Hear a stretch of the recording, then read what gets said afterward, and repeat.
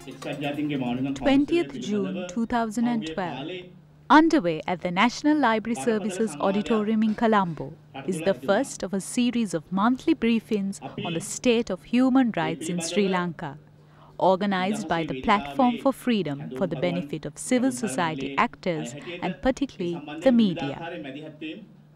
This briefing focused on the topic, the government and the Human Rights Council in Geneva, and was notably addressed by civil society activists who attended the 19th sessions of the Human Rights Council in March 2012. First to address the audience was Nimalka Fernando. මේ සම්මත කරගන්න ලද යෝජනාව අපි හැමෝම දන්නවා අනාගතයත් මානව හිමිකම් පිළිබඳ අනාගතයත් මානව හිමිකම් වල අතීතයත් මානව හිමිකම් වල වර්තමානයත් සම්බන්ධයෙන් පණිවිඩයක් ලංකාවට ජාත්‍යන්තරයට විපතටපත් වූවන්ට ලබා දුන්නා. මේ හුදෙක්ම සිවිල් සමාජ ව්‍යාපෘතියක් නෙමෙයි.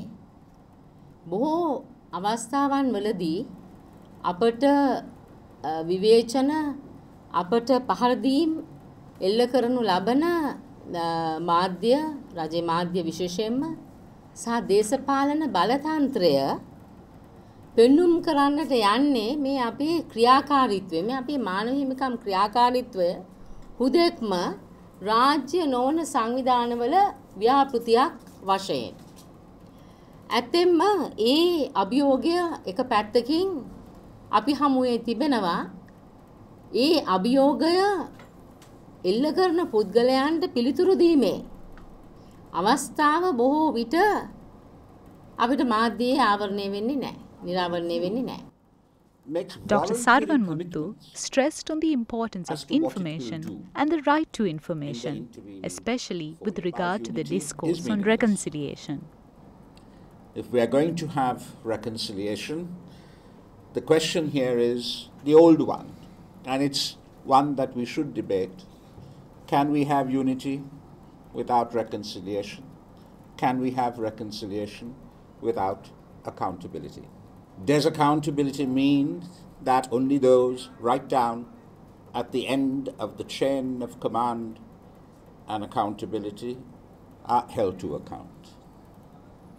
We need to ask ourselves all of those questions if we are serious about moving out of a post-war situation into what I would call a post-conflict one. And in order to do that, the first thing that is tremendously important is that we have information. Dr. Sarvan Muthu also emphasized on the role of the media in bringing this information to the people and urged journalists and media institutions to take some very initial and concrete steps by reporting on stories and issues of relevance to post-war rebuilding and reconciliation, and holding the government accountable to commitments made to international bodies. When women in Jaffna, Mannar, Batticaloa, Vavuniya went before the LLRC and talked about what happened to them and in the last days of the war, didn't the media in this country for one moment think that if they gave headline news coverage to those testimonies, it would have been a single facilitating act of unity and reconciliation between the mothers and daughters and wives and sisters across this island?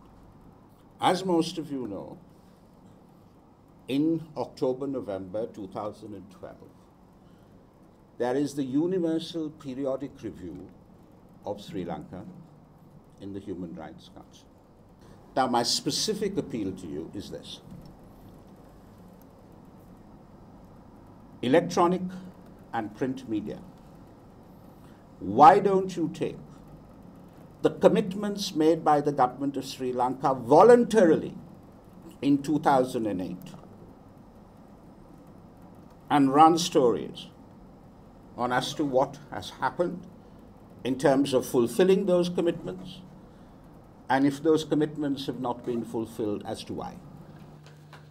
Other prominent civil society actors who addressed the audience stressed on the lack of information among the public on what has been discussed and presented at international forums. A case in point being the resolution that was passed on Sri Lanka at the UN Human Rights Council in March 2012. එක දෙයක් තියෙනවා මේ දේශපාලන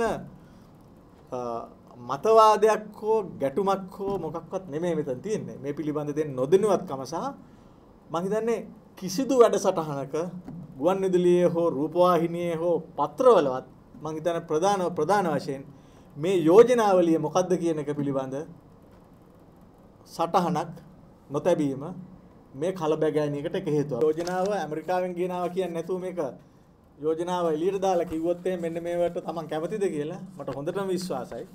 සංඝ වේදගුරු ගොවිකම් කරු ඔක්කොම කට්ටිය මේකට ඔක්කොම කැමති වෙනවා. හැබැයි ජිනීවා ගැන නම කියන්නේ නැතුව.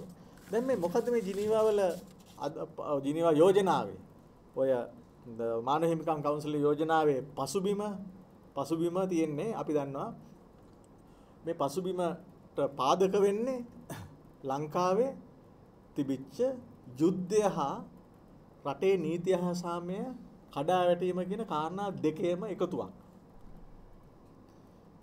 රටේ යුද්ධයක් තිබිච්ච බව අපි දැනගත්තට ඒ යුද්ධය තිබිච්ච අවස්ථාවේදී උතුරු නැගෙනහිර වෙච්ච දේවල් අපි කවුරුවත් දන්නේ නැහැ. අපිට දැනගන්න අවස්ථාවක් තිබුණේ නැහැ. අපට පේන්නේ කෑල්ලයි. අපට පේන්නේ මුළු ලෝකෙම අපිව ගිල ගන්න බලන් ඉන්නවා වගේනේ. නමුත් ලෝකෙට ගියහම පින්තූර දෙකක් තියෙනවා. එක පැත්තකින් ජාත්‍යන්තර වශයෙන් විශාල බලපෑමක් තියෙනවා. මේ ප්‍රශ්නය විසඳීම සඳහා ලංකාවේ ආණ්ඩුවට කිසිම උවමනාවක් නැහැ. ඒ ආණ්ඩුව මේක කරන්නේ නැහැ. ඒ නිසා මේ විසඳීම සඳහා ජාත්‍යන්තර පරීක්ෂණයක් අවශ්‍යයි කියන අදහස ඇවිත් තියෙනවා. ඉතින් මාධ්‍යයෙන් අපි ඉල්ලන්න කැමති අත් වශයෙන් ඔබේ මාධ්‍ය ආයතන ඇතුළේ යම් ආකාරයකට තියෙනවනේ මේ කාරණේ ගැන සාකච්ඡාවක් ඇති කිරීම ආරම්භ කරන්න. මොකද මේක රටට බලපාන දෙයක්. The briefing concluded with participants pledging their support to a resolution that had been adopted at the National Delegates Conference of Civil Society Organizations in Sri Lanka on recommendations of the LLRC in May 2012. The resolution, importantly, is about keeping the public informed about the contents of the LLRC through the provision of Sinhala and Tamil translations.